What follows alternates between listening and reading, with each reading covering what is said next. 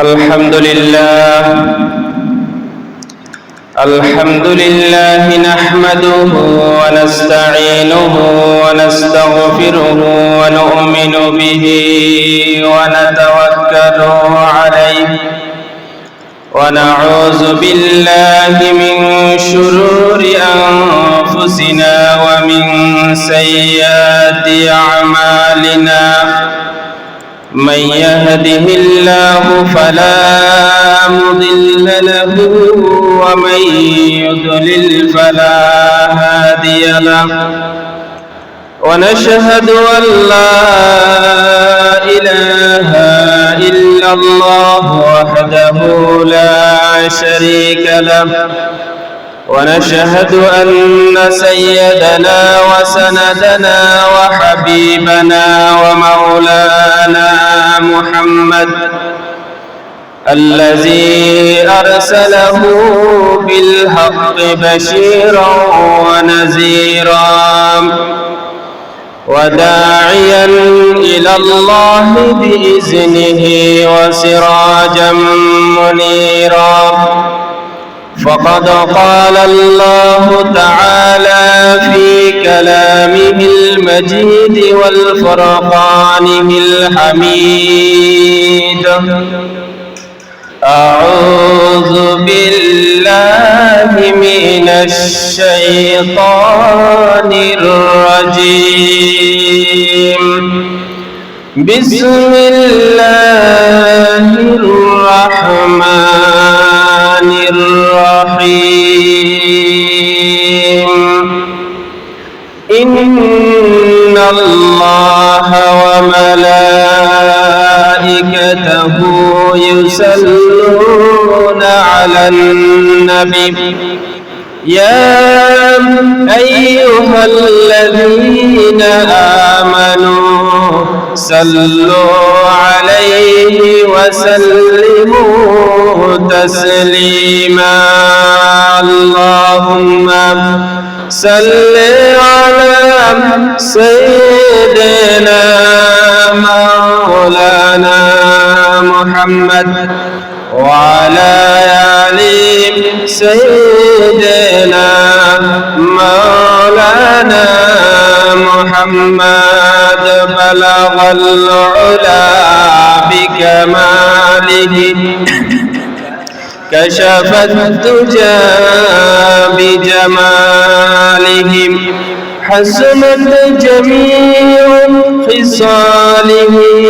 صلوا عليه وآله هنا يفوت بلبل کا ترنم نہ ہو چمن دہر میں کلیوں کا تبسم بھی نہ ہو بلغ العلا بکمالہ كشف الدجى بجماله حسنت جميع خصاله صلوا عليه وآله مشرق حب محمد مطلع دیوان مطلع خورشید عشقش سینہ سو جان ما بلغ العلا بکمالہ کشف الدجى بجمالہ حسنت جميع خصاله صلوا عليه وآله মুআজ্জাজ হাজিরিন উপস্থিত মুসল্লিয়ান کرام পর্দার আড়ালের সম্মানিত মা ও বোনেরা আসসালামু আলাইকুম ওয়া রাহমাতুল্লাহি ওয়া বারাকাতুহু মহান রব্বুল ইজ্জতুল জালালের দরবারে কালিমাতুশ শুকর আদায় করি যে মহান রব্বুল আলামিন দীর্ঘ এক মাস রোজা অতিবাহিত হওয়ার পরে আমাদেরকে শাওয়ালের প্রথম জুমায় আল্লাহর ঘর মসজিদে আসার তৌফিক এনায়েত করেছেন। সেই মহান মুনিবের দরবারে অন্তরের অন্তঃস্থল থেকে কালিমাতুশ শুকর আদায় করি। আমরা সকলে পড়ি আলহামদুলিল্লাহ। রব্বানা লাকাল হামদ হামদান কাসীরান তাইয়িবান মুবারাকান ফীহি ইয়া রাব্বি লাকাল হামদু লিজালালি ওয়াজহিকা ওয়া আযীমি সুলতানিক। সম্মানিত উপস্থিতি, আজকে আমি আপনাদের সামনে একটি গুরুত্বপূর্ণ বিষয় নিয়ে আলোচনা করতে চাই। যেই বিষয়ের শিরোনাম হচ্ছে কোরআন নাজিলের উদ্দেশ্য এবং কোরআনের প্রতি আমাদের আচরণ। আল্লাহ রাব্বুল আলামিন এই পৃথিবীর বুকে কেন এই কিতাব নাজিল করেছেন, তার কারণ কি, আর এই কোরআনের ব্যাপারে আমাদের আচরণ বিধি কেমন, সেই কথাগুলো আমি আপনাদের সামনে উপস্থাপন করব ইনশাআল্লাহ। আল্লাহ রাব্বুল আলামিন পবিত্র কোরআনে কারীমের মধ্যে কোরআন নাজিলের যেই কথাগুলো তিনি বলেছেন, যে উদ্দেশ্যে এই কোরআনে কারীম নাজিল হয়েছে, তার সারমর্ম হচ্ছে মানুষকে অন্ধকার থেকে আলোর দিকে নিয়ে আসা, 1 নম্বর। 2 নম্বরে সত্য মিথ্যার পার্থক্য করে দেয়া। 3 নম্বরে মানুষকে সতর্ক করা। 4 নম্বর সত্যনিষ্ঠ চিন্তাশীলদের চিন্তার খোরাক যোগানো। 5 নম্বরে সরল পথ দেখানো। 6 নম্বরে আল্লাহর ইচ্ছা অনুযায়ী বিচার ফয়সালা করার জন্য আল্লাহ তাআলা এই কোরআনে কারীম এই পৃথিবীর বুকে নাজিল করেছেন। এই পৃথিবীতে সব কিছু অন্ধকার, আমরা সবাই অন্ধকারের মধ্যে নিমজ্জিত ছিলাম। এই কোরআনে কারীম নাজিল হওয়ার আগে যে যুগটা ছিল, সেই যুগটার নাম কি? অন্ধকার যুগ, আইয়ামে জাহেলিয়া। মানে কি? অন্ধকার যুগ। কেন এই যুগটাকে অন্ধকার যুগ বলা হলো? এর আগে কি কোনো কিতাব এসেছিল না? এসেছিল, কিন্তু হযরত ঈসা আলাইহিস সালামের প্রস্থানের পরে 450 বছর পৃথিবীতে কোনো নবী আসেন নাই, কোনো কিতাব আসে নাই। মানুষ তার রবকে ভুলে গিয়েছিল, তার স্রষ্টাকে ভুলে গিয়েছিল। মানুষ যখন ওহীর জ্ঞান শূন্য এই পৃথিবী, তখন মানুষ দিক বিদিক ছুটাছুটি করছিল তার রবের তালাশে। কেউ গাছ পূজা, কেউ পাথর পূজা, কেউ অগ্নি পূজা, কেউ সূর্য পূজা, কেউ চন্দ্র পূজা ইত্যাদিতে মশগুল ছিল মানুষ। পৃথিবীর মানুষ যখন দিশেহারা, তখনই আল্লাহ রাব্বুল আলামিন তার নবীর মাধ্যমে এই কোরআনে কারীম আমাদের উপর প্রেরণ করলেন, এই পৃথিবীর মানুষকে অন্ধকার থেকে আলোর দিকে বের করে আনার জন্য। অন্ধকারটা কি? অজ্ঞতার অন্ধকার, মূর্খতার অন্ধকার। অজ্ঞতা, মূর্খতার অন্ধকার থেকে বের করে আলোর দিকে নিয়ে আসার জন্য একমাত্র সোজা রাস্তা, সোজা পথ, আল্লাহ রাব্বুল আলামিনের পথের দিকে, ইসলামের দিকে আনার জন্য আল্লাহ তাআলা এই কোরআনে কারীম নাজিল করলেন।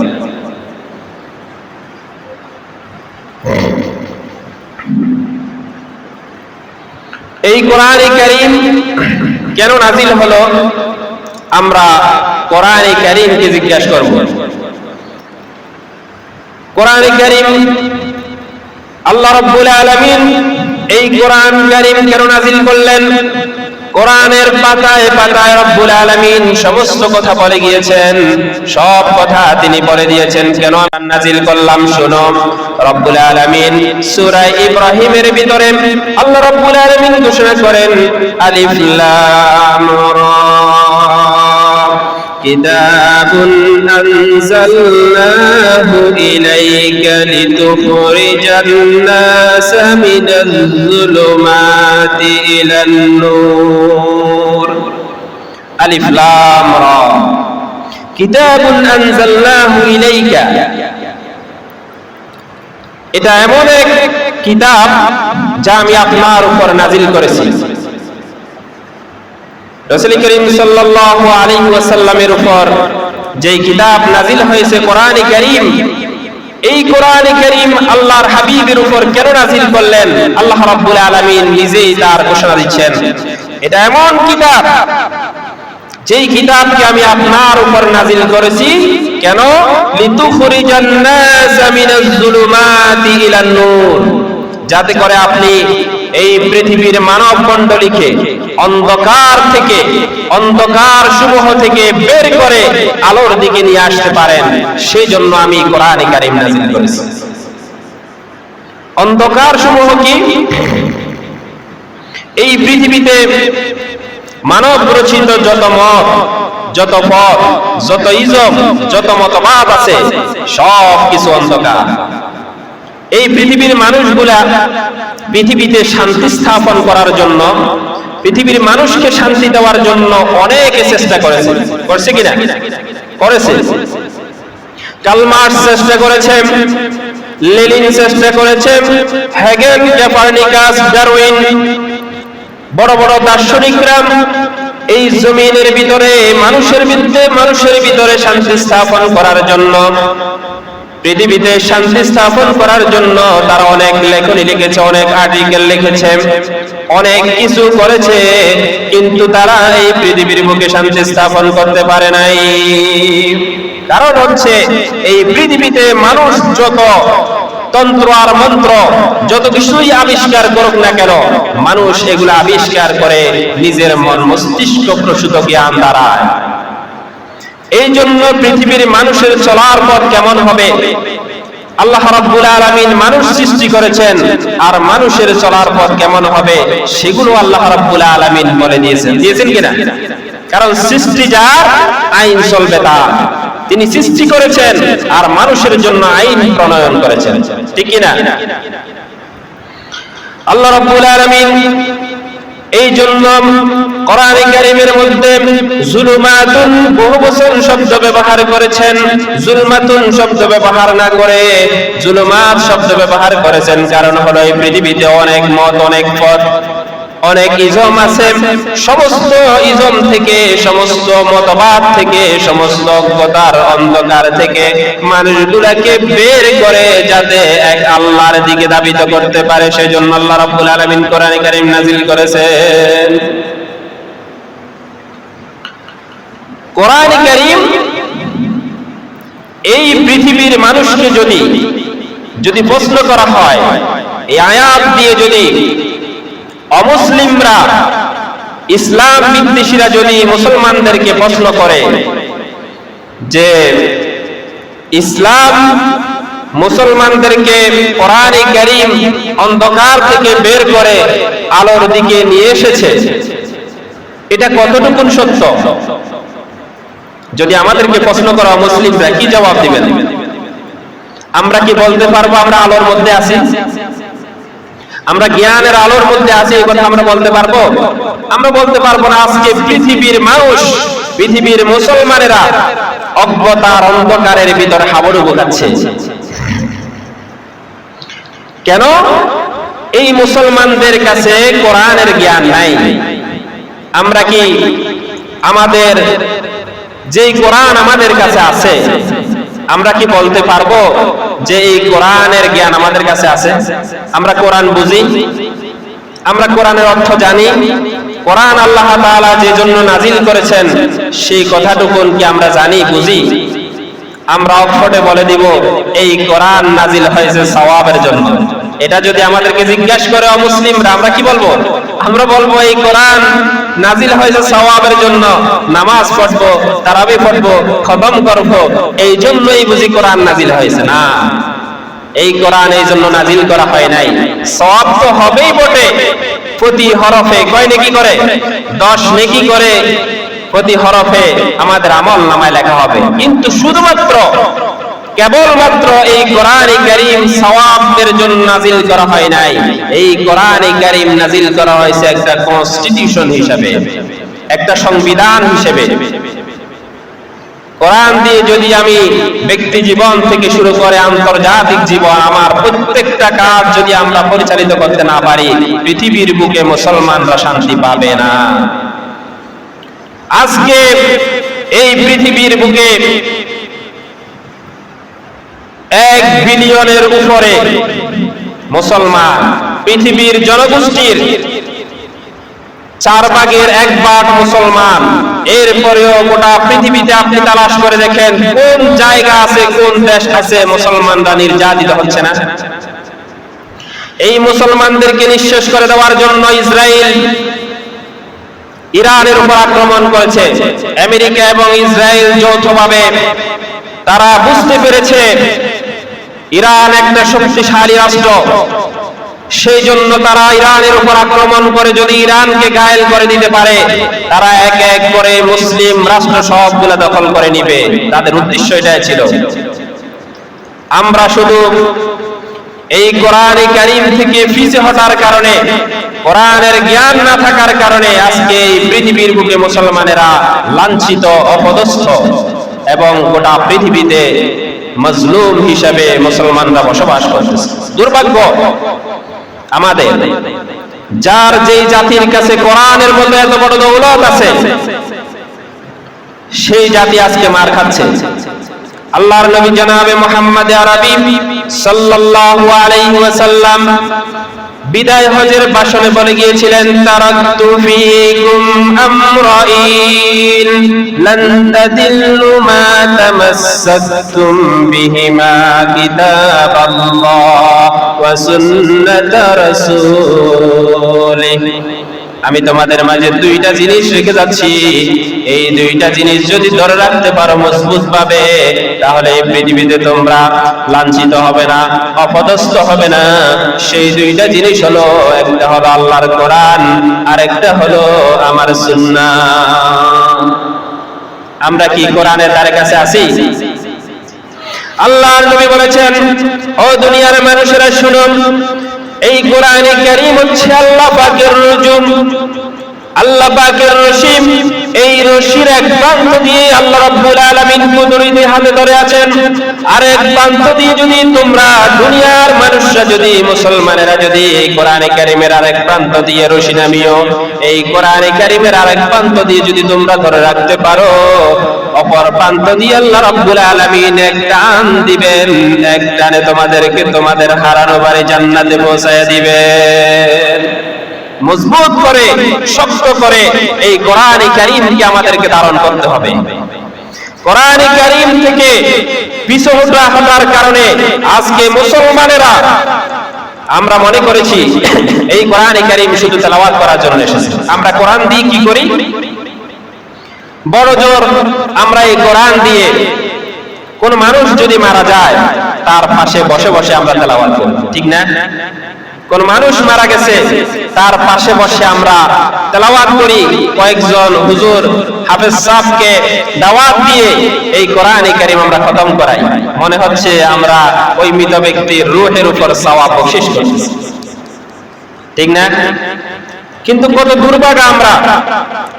আল্লাহর নবী বলেছেন, কোন মুমূর্ষু ব্যক্তির পাশে শিওরে বসে যদি কেউ সূরা ইয়াসিন তেলাওয়াত করে, তাহলে ওই মুমূর্ষু ব্যক্তির জান কবজটা আসান হয়ে যায়।